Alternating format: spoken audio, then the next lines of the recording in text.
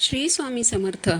तुम्हा सर्वांचं श्री स्वामी समर्थ कृपा या चॅनलवर मनापासून खूप खूप स्वागत. स्वामी कृपेने तुमचा आजचा दिवस शुभ जावो.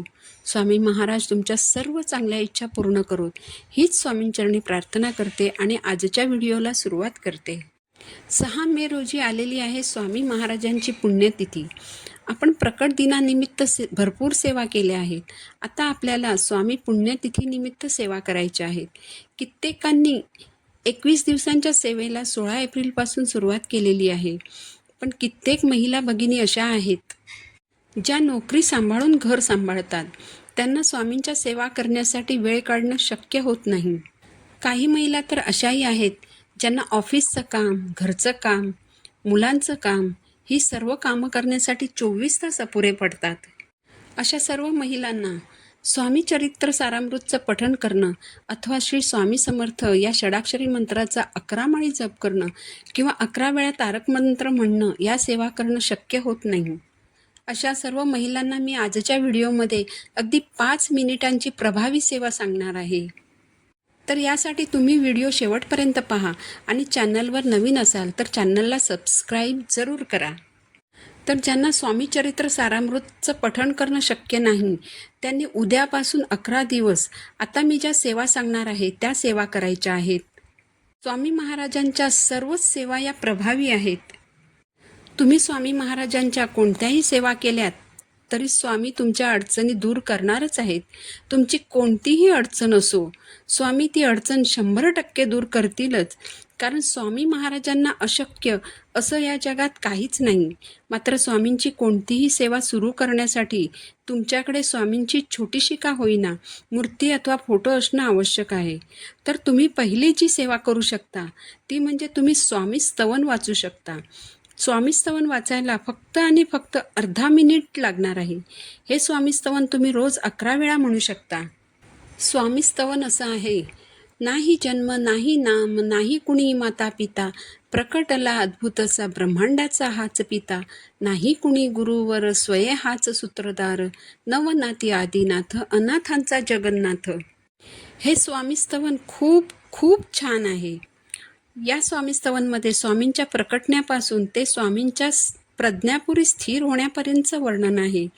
तुम्ही 5-6 वेळा वाचलत की हे स्वामी स्तवन पाठ होऊन जातं. यातल्या प्रत्येक ओळीला खूप छान अर्थ आहे आणि हे वाचत असताना हे स्वामी स्तवन आपल्या मनाला स्पर्शून जातं. तर ही एक खूप सोपी सेवा आहे जी तुम्ही करू शकता. यापुढची दुसरी सेवा आहे ती म्हणजे स्वामी समर्थ अष्टकचं पठण करणं. मी हे स्वामी समर्थ अष्टक रोज संध्याकाळी दिवा लावल्यावर म्हणत असते. स्वामी समर्थ अष्टक असं आहे: असे पातकी दीन मी स्वामी राया, पदी पातलो मी सिद्ध वा उद्धराया, नसे अन्यत्राता जगी या दिनाला, समर्था तुझ्या विण प्रार्थू कुणाला, मला माय बापना आप्तबंधू, सखा सोयरा सर्व तू दीनबंधू, तुझा मात्र आधार या लेकराला, समर्था तुझ्या विण प्रार्थू कुणाला. स्वामी समर्थ अष्टक वाचत असताना आपण याचक आहोत. आपण स्वामींच्या दयेची कृपेची याचना करतोय. स्वामींना आपण आळवतोय आणि अशी स्वामींना विनवणी करणं हे खूप छान शब्दात या समर्थ अष्टकमध्ये मांडलेलं आहे. तुम्ही हे समर्थ अष्टक म्हणून बघा. म्हणायला याला काहीच वेळ लागत नाही. तुम्ही हे रोज 11 वेळा वाचू शकता. यानंतरची सेवा म्हणजे तुम्ही स्वामींची आरती करू शकता. स्वामींची अगदी 4 ओळींची जी आरती आहे ती तुम्ही म्हणू शकता. यासाठी तुमची देवपूजा झाल्यानंतर तुम्ही स्वामींना नैवेद्य दाखवायचा आहे. आता स्वामींना कोणता नैवेद्य अर्पण करायचा? तर आपले स्वामी अगदी भोळे आहेत. स्वामींना भक्तांकडून फक्त सेवेची अपेक्षा असते. तर तुम्ही स्वामींना दूध साखरेचा नैवेद्य दाखवू शकता किंवा फक्त खडीसाखरेचा नैवेद्यही तुम्ही स्वामींना दाखवला तरी स्वामी तो ग्रहण करतात. फक्त नैवेद्य अर्पण करताना त्यावर तुळशीचं एक पान ठेवायला विसरायचं नाही. यानंतर तुम्ही स्वामींची आरती करायची आहे. घरातील सर्वांनी मिळून आरती करायची आहे. यानंतरची सेवा म्हणजे स्वामींचं नामस्मरण करणं. नामस्मरणात खूप ताकद आहे. कित्येकांच्या कित्येक अडचणी ह्या केवळ स्वामींच्या नामस्मरणाने दूर झाल्या आहेत. जेवढं आपण स्वामींचं नामस्मरण करू तेवढे आपण स्वामींच्या जवळ राहू, स्वामींच्या आसपास राहू. यामुळे स्वामींची आपल्यावर कृपादृष्टी राहील. नामस्मरणासाठी कोणताही काळ किंवा वेळ याचं बंधन नाही.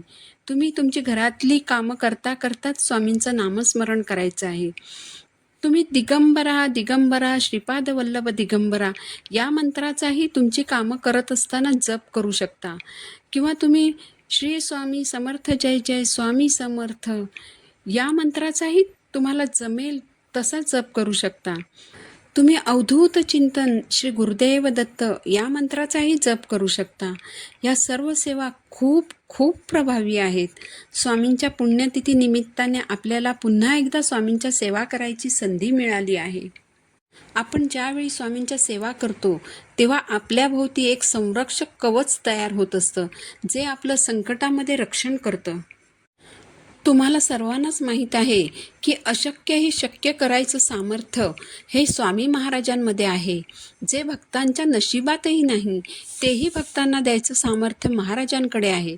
त्यामुळे महाराजांची सेवा जास्तीत जास्त करायची आहे. तर सर्वांनी 26 एप्रिल ते 6 मेपर्यंत जेवढ्या शक्य होतील तेवढ्या जास्तीत जास्त स्वामी महाराजांच्या सेवा करायच्या आहेत. स्वामी तुम्हाला कधीच काही कमी पडू देणार नाहीत. व्हिडिओ आवडला असेल तर चॅनलला सबस्क्राईब जरूर करा. पुन्हा भेटू नवीन व्हिडिओसोबत. श्री स्वामी समर्थ.